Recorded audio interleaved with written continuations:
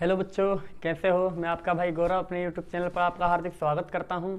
आज का जो हमारा टॉपिक है वो क्लास 10th की मैथ जो चल रही है उसमें समांतर श्रेणी हमने स्टार्ट किया था। आज उसका लेक्चर सेकंड है। इसमें हमें एग्जाम्पल नंबर दे रखा। पहला तो आइए इसको देखते हैं क्या कहता है। देखिए कोई एपी हमें दे रखी है, मतलब एक समांतर श्रेणी दे रखी है 3/2, 1/2, -1/2, -3/2 के लिए प्रथम पद ए और सर्वांतर डी लिखो। इसका प्रथम पद लिखना है और सर्वांतर डी लिखना है।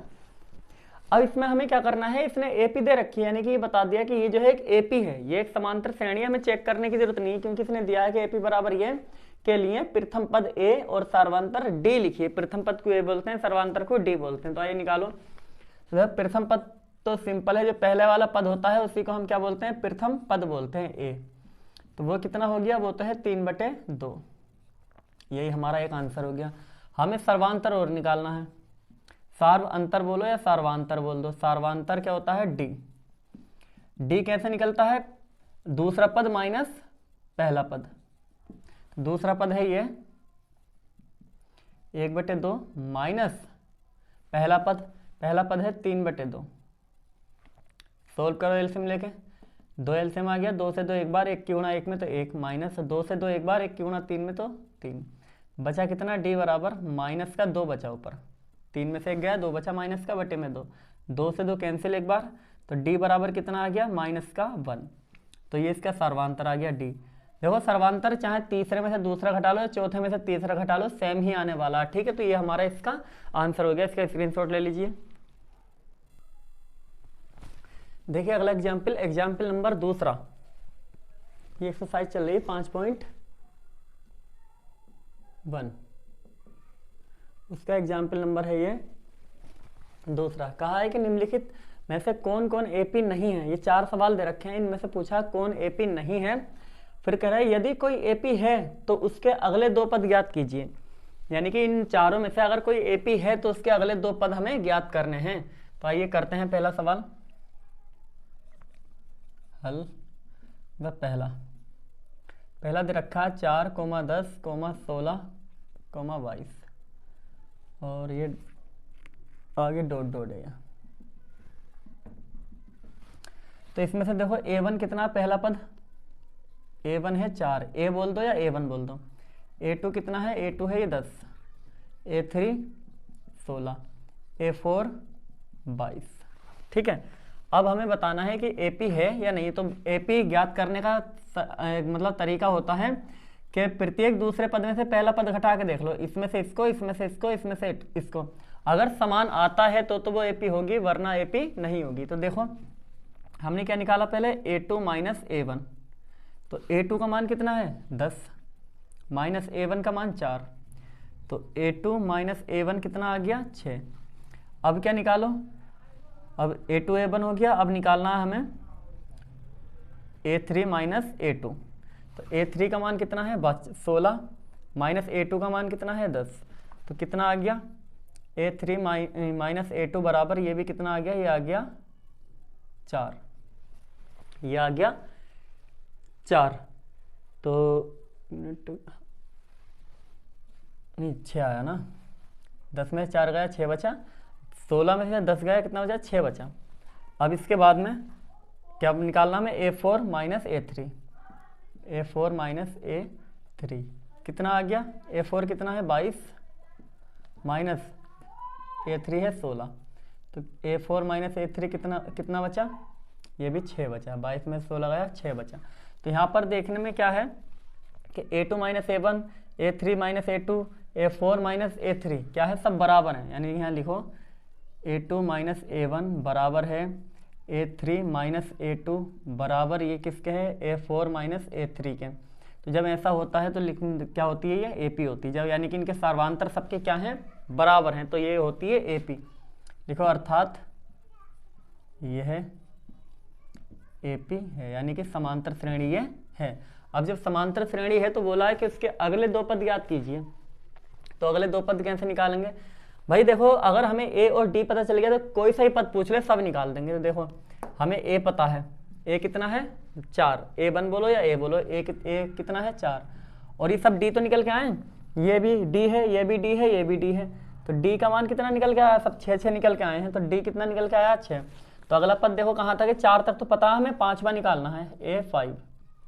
तो A5 का मैंने क्या बताया था कि पहले A लिखो, फिर उसमें इतने डी जोड़ो, इससे एक कम डी जोड़ो, यानी कि 5 है तो इससे एक कम डी कितना हो जाएगा 4D। अभी सोल्व कर लो, A5 बराबर A का मान कितना 4 प्लस ये 4 गुणा डी का मान कितना 6। तो A5 कितना आ जाएगा, A5 हमारा आ गया, ये 4 ऐसे रहा, इधर कर देते हैं, इस A5 को हमने ऐसे ही रोका, 4 ये रहा प्लस 4 की गुणा 6 में कर दो, 6 चौक 24। तो A5 कितना आ गया 24 और 4 28। तो अगला पद आ गया हमारे पास A5 28। अब A6 निकालना है, तो A6 कैसे निकालोगे, A प्लस इससे एक कम डी यानी कि 5D जोड़ दो। तो A6 बराबर A का मान कितना है 4 प्लस 5 गुणा D का मान कितना है 6, D का मान है 6। तो A6 बराबर 4 ऐसे रहा प्लस 5 छंग 30, 30 में 4 जोड़ दो कितना हो गया 34। तो अगला पद निकल के आ गया 34। तो इसको नोट कर लीजिए। देखिए अगला दूसरा सवाल ये है 1 -1 -3 -5। इसमें बताना है कि AP है नहीं है। तो देखो A1 कितना है, A1 है 1 और A2 कितना है, A2 है -1, A3 है -3, A4 कितना है, A4 है -5। अब निकालो पहले A2 - A1, A2 - A1, A2 कितना है -1, फिर ये वाला माइनस ये आ गया, फिर A1 कितना है 1। तो देखो A2 - A1 बराबर कितना आ गया, माइनस माइनस प्लस हो गया, -2 आ गया। अब क्या निकालो, अब निकालो A3 - A2। तो A3 का मान कितना है, A3 का मान है -3, फिर माइनस का चिन्ह वाला। A2 का मान कितना है, A2 का मान है -1, A2 का मान है -1। तो -1 लगाओ यहाँ ब्रैकेट में, क्योंकि बाहर एक माइनस है ना, तो इसलिए माइनस लगा लो, ब्रैकेट लगा लो। ये -3, फिर देखो ये माइनस क्या बन गया प्लस, और ये क्या अंदर 1। तो A3 - A2 कितना आ गया, 3 में से 1 गया, 2 बचा, वही माइनस का, क्योंकि -3 बड़ा है। तो देखो A2 - A1 का मान है ये वाला, A3 - A2 का मान है, ये सब बराबर आने चाहिए। अब निकालो A4 - A3। तो A4 का मान कितना है -5, फिर ये वाला माइनस, फिर A3 का मान है -3, तो ब्रैकेट में लिखो -3। अब A4 - A3 बराबर ये -5, ये माइनस माइनस प्लस, कितना हो गया 3, इधर कर लो। अब देखो A4 - A3 बराबर कितना हो गया, -2 बचा, क्योंकि 5 में से 3 घटाया 2 बचा, ये A4 - A3 आ गया। अब देखना A2 - A1, A3 - A2, A4 - A3, -2 सब बराबर हैं। तो लिखो A2 - A1 बराबर है A3 - A2, और ये भी बराबर है A4 - A3 के। तो लिखो अतः यह AP है। AP मतलब समांतर श्रेणी है। अब जब समांतर श्रेणी है तो इसके अगले पद निकालने हैं, अगले 2 पद। तो देखो पहला पद तो पता है, ये A1 कितना है, A1 बोलो या A बोलो, 1 है, और D कितना है, ये सारे D तो निकल के आए, ये भी D है, ये भी D है, सब सर्वांतर है, तो D का मान है -2। हमें अगला पद निकालना है, 4 तक तो निकले हुए हैं, 5 बार छठा निकालना है। तो A5 निकालो, क्या क्या करोगे, A प्लस इससे एक कम D जोड़ दो इसमें, 4D। अब A5 बराबर A का मान है 1, ये लगा दिया, प्लस ये 4 इंटू D का मान है -2। अब देखो A5 बराबर ये 1 ऐसे रहा, पहले गुणा कर लो, ये माइनस प्लस माइनस हो गया, 4 दूनी 8। तो कितना बचा, A5 कितना आया, A5 हमारा आ गया 8 में से 1 गया -7, यानी कि A5 अगला पद जो होगा वो -7 होगा। अब A6 निकालो, तो क्या करोगे, A प्लस 5D, इससे एक कम D जोड़ो। तो A6 बराबर A का मान कितना है, A का मान है हमारे पास 1 प्लस 5, D का मान वही -2। अब A6 बराबर ये 1, ये माइनस ये प्लस, माइनस हो गया, 5 दूनी 10 घटा लो, कितना बचा माइनस के 9। तो अगला पद जो आ गया माइनस का 9 आ गया। स्क्रीनशॉट ले लीजिए इसका, दिख नहीं रहा।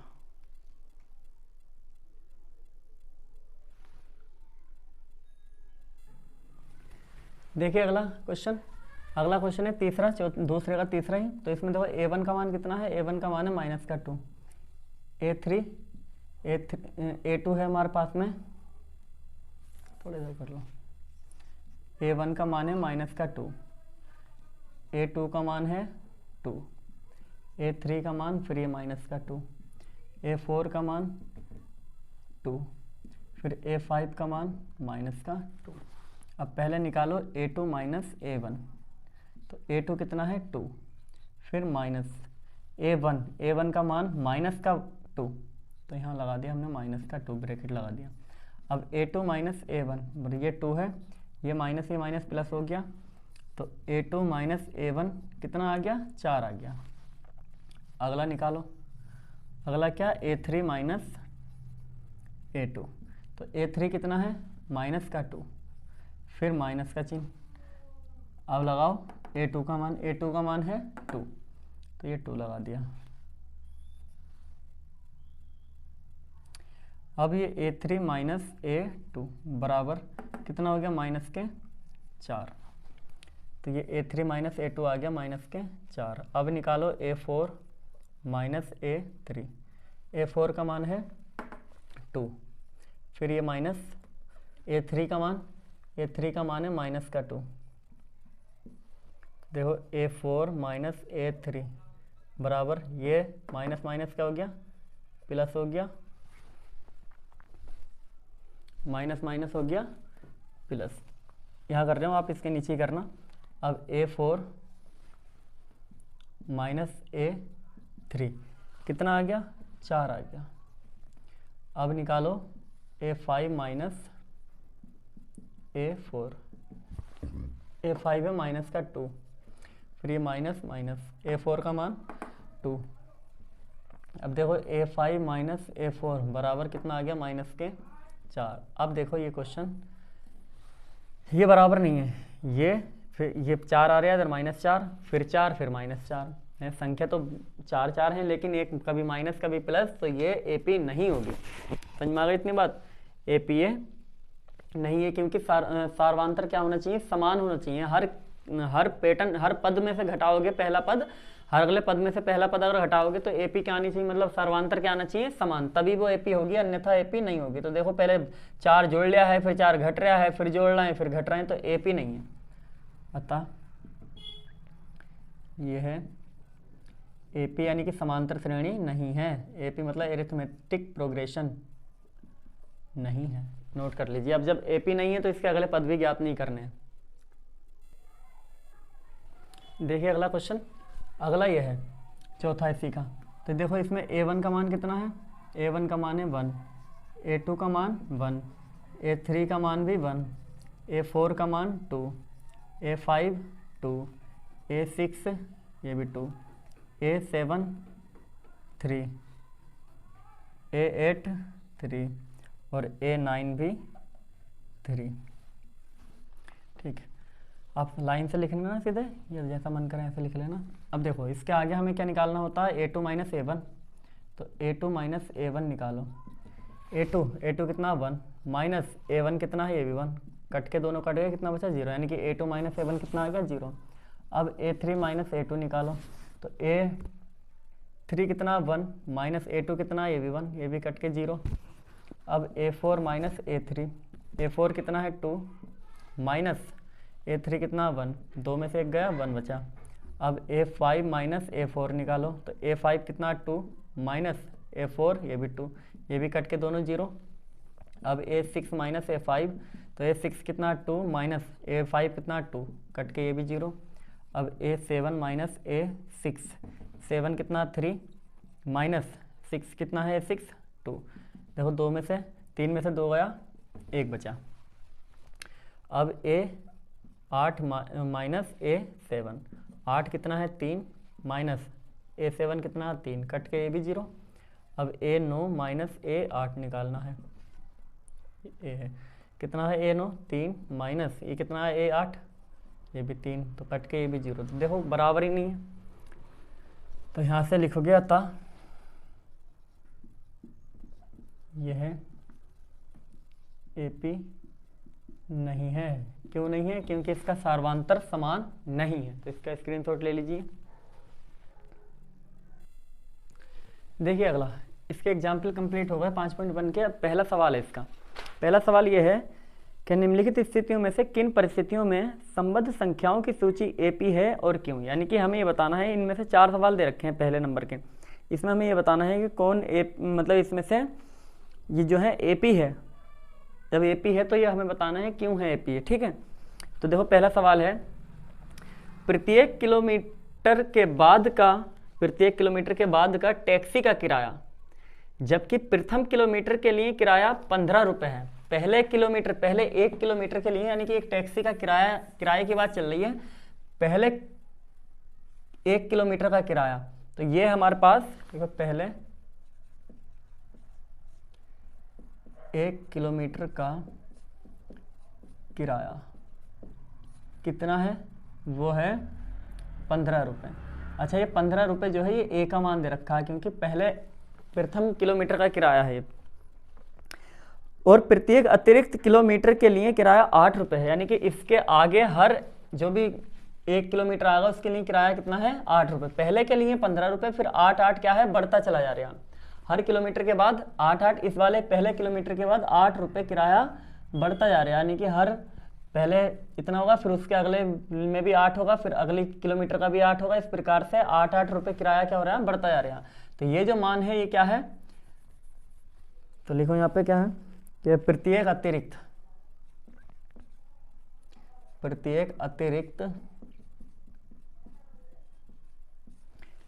अतिरिक्त किलोमीटर के लिए किराया कितना दे रखा है, 8 रुपये। ये जो मान है ये D का मान दे रखा कि हर 1 किलोमीटर के लिए किराया क्या है, प्रत्येक अतिरिक्त किलोमीटर के लिए किराया 8 रुपये। तो इसमें बदला कि ये AP है। अब बताना है कि ये AP है तो क्यों है। देखो पहले किलोमीटर का किराया 15 रुपये, तो ये A1 हो गया हमारे पास। दूसरे किलोमीटर के लिए तो A2, यानी कि इसमें 8 रुपये, 15 ये, फिर 8 रुपये इसमें बढ़ा दिए, तो ये कितना हो गया, कितना हो गया, ये 23 हो गया, 23 रुपये हो गया। 2 किलोमीटर चला तो वो शुरू से लेके। फिर A3 कितना जगह 15, तो वो फिर 8 रुपये ये बढ़ गए। अब इसमें से मतलब ये इसमें 8 रुपये और जोड़ दो, इसमें 8 रुपये जोड़ दो, या इसमें 2D जोड़ दो। ठीक है, तो यानी कि 23 में क्या करो, 8 रुपये जोड़ दो। अब 23 में 8 रुपये जोड़ा तो कितना हो गया, 31 हो गया, 31 रुपये। उसके अगला अगर निकालोगे 4, तो इसमें 8 रुपये जोड़ दो 31 में, 31 प्लस 8 ये कितना हो गया, 39 रुपये। तो इसी प्रकार से हम 8 जोड़ते जाएंगे। तो देखना एक जरा, ये क्या बनी, 15, 23, 31, 39, ऐसे डॉट आगे तक हो जाएगा। अब देखो इसमें D सब में क्या है, D समान है, 8 बढ़ता जा रहा है। तो ये इस प्रकार से क्या है, AP है, लिखोगे। अतः यह AP है क्योंकि इसका सार्वांतर समान है। ठीक है, हर किलोमीटर के लिए 8 रुपये किराया बढ़ता जा रहा है पहले से। तो ये हमारी क्या है, AP है इस प्रकार से। ठीक है, नोट कर लीजिए इसको।